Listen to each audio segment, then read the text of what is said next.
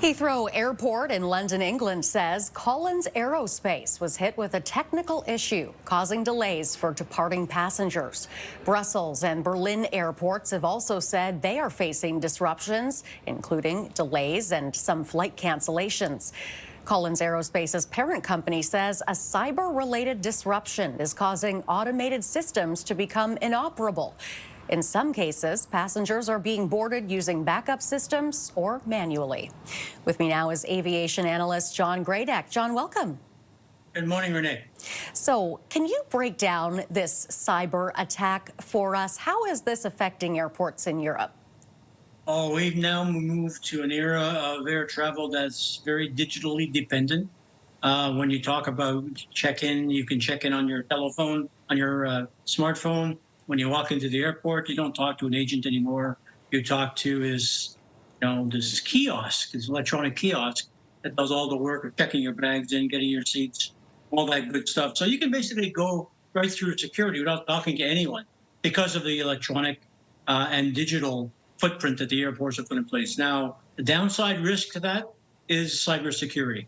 And that as you digitize these systems, whether it's in airports, railways, bus stations, in plants and factories, you run the risk of bad actors coming in there and disrupting your technology and causing all kinds of disruption in terms of the process you're using. Yes, this kind of thing is certainly something we are seeing more and more. What kind of ripple effects could this all have for travel?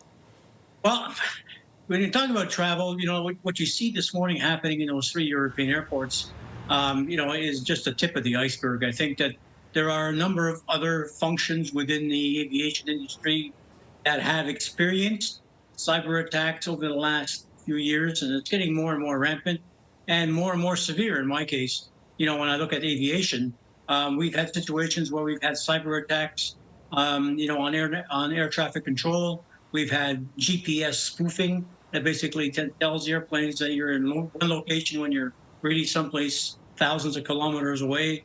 So the impact of cyber attacks on aviation is starting to rear its ugly head. And when you talk about risk management in terms of the aviation industry, this probably has moved to the #1 spot in terms of risk events that have to be addressed by both the suppliers, the airlines, and the airport. What is the response to this probably looking like, and any idea how long before things get back to normal? The responses go back to manual practices, go back to, putting people back to have people talk to people and get people to get boarding passes manually and check their bags in manually and all that good stuff. Problem is the airlines and the airports have reduced their staff levels because of the automation that's been put in place.